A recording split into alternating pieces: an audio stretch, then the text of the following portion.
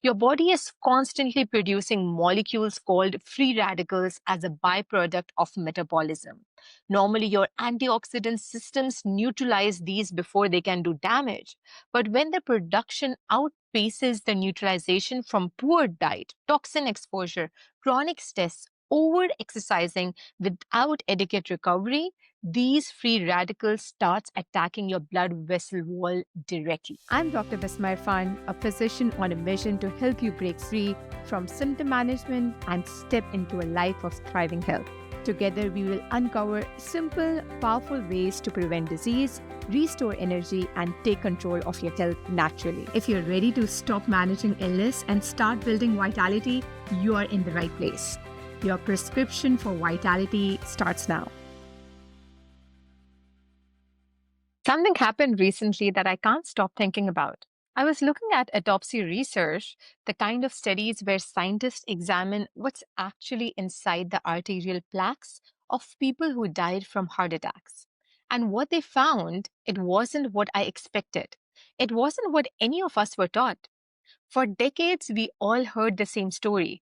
Cholesterol builds up on your artery walls like grease clogging a pipe, and eventually it blocks blood flow. That image is so ingrained in our medical culture that questioning it feels almost heretical.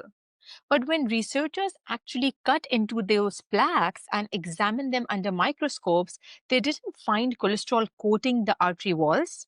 What they found was clotting material, fibrin, platelets, inflammatory debris.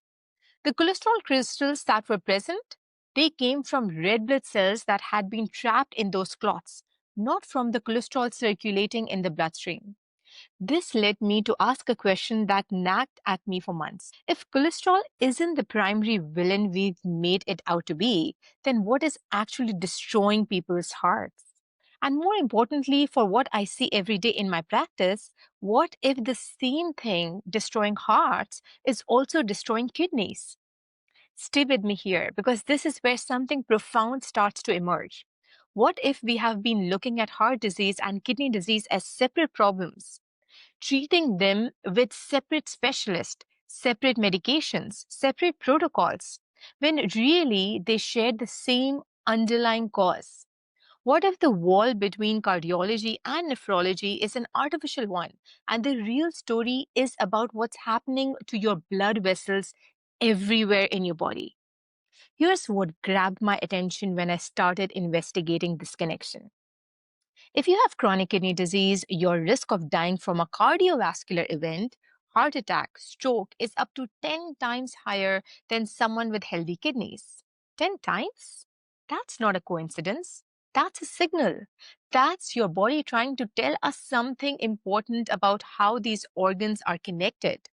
But here's what gets me. In conventional medicine, we have created this artificial separation. You see a cardiologist for your heart, you see a kidney doctor for your kidneys, and rarely do these specialists sit down together and ask the deeper question: what's the root cause affecting both organs? Instead, we end up with patients on 5, 6, or even 7 different medications, each one targeting a symptom while the underlying fire continues to burn. And that's when I started to understand something that changed how I see this. Your kidneys and your heart aren't just neighbors in your body, they are intimate partners. They are in constant communication through your bloodstream. When one struggles, the other compensates. When one fails, the other suffers. They share the same delicate blood vessel lining, the endothelium, and they are both vulnerable to the same damaging forces. What the research is revealing is both simpler and more profound than I expected. It's not about a single villain like cholesterol. It's about the health of your vascular system as a whole, the intricate network of blood vessels that feeds every organ in your body, and the forces that damage those vessels. They affect your heart and your kidneys in remarkably similar ways. Let me walk you through what I have discovered about these forces, because once you see them clearly, everything starts to make sense. The first force is chronic inflammation. Think of it as a low-grade fire burning inside your blood vessels. This isn't the acute inflammation you feel when you sprain an ankle. That's healthy, that's healing. This is a slow, persistent smoldering that never resolves. And it comes from multiple sources that most people never think about. Processed oils in our food supply that weren't part of human diet until 1920s, chronic infections hiding in our gums or sinuses, and overwhelmed gut-producing inflammatory signals, and even chronic psychological stress that elevates cortisol day after day. This constant inflammation damages the delicate endothelial lining of your blood vessels, both the ones feeding your heart and the microscopic ones filtering blood through your kidneys. The second force is oxidative stress. Your body is constantly producing molecules called free radicals as a byproduct of metabolism. Normally, your antioxidant systems neutralize these before they can do damage. But when the production outpaces the neutralization from poor diet, toxin exposure, chronic stress, over exercising without adequate recovery, these free radicals starts attacking your blood vessel wall directly. They oxidize the cholesterol particles in your blood, making them sticky and inflammatory. They damage the kidney's filtering units. They create a cascade of injury that the body struggles to repair. The third force is something called endothelial dysfunction, that delicate inner lining of your blood vessels. The endothelium is supposed to produce nitric oxide, which keeps your vessels relaxed and your blood flowing smoothly. It's supposed to prevent inappropriate clotting. It's supposed to regulate blood pressure moment to moment. But when this lining is repeatedly damaged by inflammation and oxidative stress, it stops functioning properly. Blood pressure becomes harder to control. Clotting becomes more likely, and the damage accumulates in your coronary arteries and in the tiny vessels of your kidneys simultaneously. But here's where it gets really interesting. There is a fourth force that conventional medicine rarely tests for: abnormal clotting tendencies. Some people, due to genetics, due to certain conditions, due to elevated substances like lipoprotein A or fibrinogen, have blood that clots more easily than it should. And when this combines with endothelial damage, you get what researchers are now recognizing as the real mechanism of atherosclerosis: repeated small clots forming underneath the endothelial layer, building up over time. Not cholesterol coating the walls, but clots accumulating from repeated injury and repair cycles gone wrong. The same process affects the kidney's delicate filtering units, gradually reducing their function. And the fifth force, one that ties many of these together, is metabolic dysfunction, particularly blood sugar dysregulation. When your blood sugar is consistently elevated, even in the pre-diabetic range, sugar molecules literally attach to proteins in your blood and blood vessel walls through a process called glycation. These glycated proteins become stiff, dysfunctional, and inflammatory. They damage both coronary arteries and kidney vessels through the exact same mechanism. What I keep coming back to in this, these aren't five separate problems requiring five separate treatments. They are interconnected forces that often share common root causes. And when you address those root causes, you can protect both organs simultaneously. One case in particular has stayed with me. A man in his early 60s came to see me with what seemed like two separate problems. His kidney function was at 40% and declining, and he'd already had two stents placed in his coronary arteries. His cardiologist had him on a statin because his cholesterol was well controlled. His kidney doctor was watching his numbers drop, essentially waiting for dialysis to become necessary. Two specialists, two sets of medications, nobody asking the deeper question. When we ran more comprehensive testing, we found what I'd begun to suspect. His oxidized LDL was extremely elevated, meaning massive oxidative stress damaging his vessels. His inflammatory markers were high. His fibrinogen, a clotting factor, was elevated. And we found evidence of chronic low grade infections driving systemic inflammation. None of this was being addressed.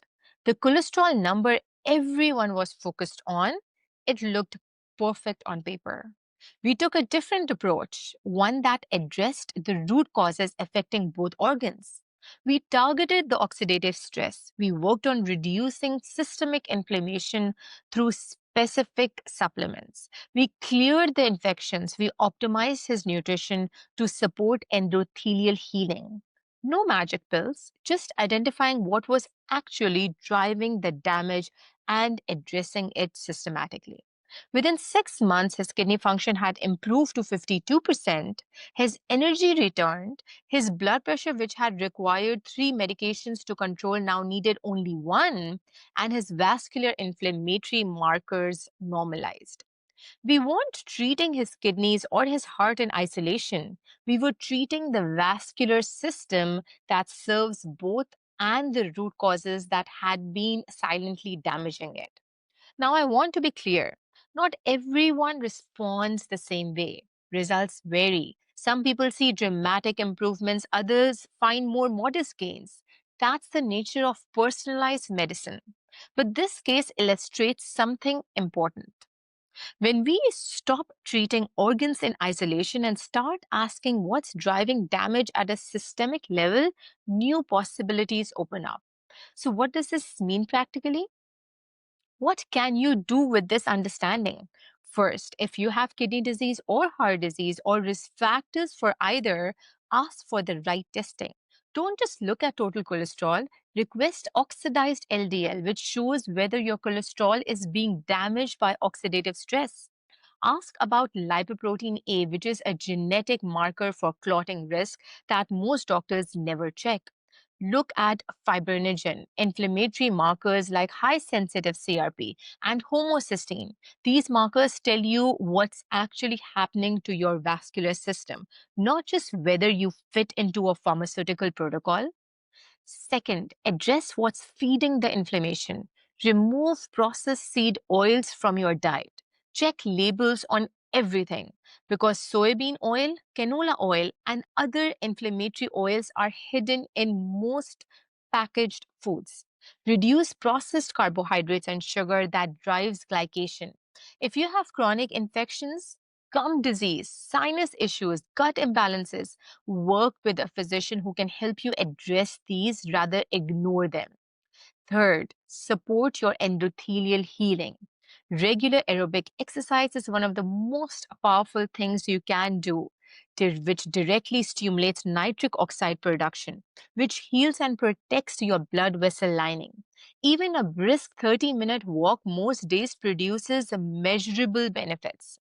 Consider nutrients that support vascular health: magnesium, vitamin K2, vitamin C, omega 3 fatty acids. These aren't exotic interventions, they are foundational support for your vascular system. Here's what I keep coming back to: your body doesn't see your heart and your kidneys as separate systems. They are connected through a shared vascular network, responding to the same signals, vulnerable to the same damaging forces.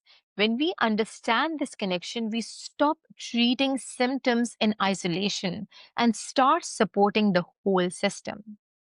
And there's something else. I'm continuing to investigate something about how the kidneys themselves talk to the heart through hormonal signals and how disrupting that communication might explain even more about why these conditions cluster together. It's one of those threads I can't quite let go of yet. If this episode raised questions about your own heart and kidney health, and you want a personalized approach that looks at your unique root causes rather than just managing numbers, we offer consultations at the Kidney Institute where we dig into this deeper. You can learn more at drbismah.com. Thanks for tuning into the Wellness Focus with Dr. Bismah, where we are rewriting the rules of health and giving you the tools to thrive. If this episode spoke to you, please subscribe and share it with someone who's ready to take control of their well-being. Also, please consider leaving a review. It really helps people find the podcast. For more expert insights and resources, follow me at drbismah.com. Your health, your power, your vitality. It starts with you. See you next time.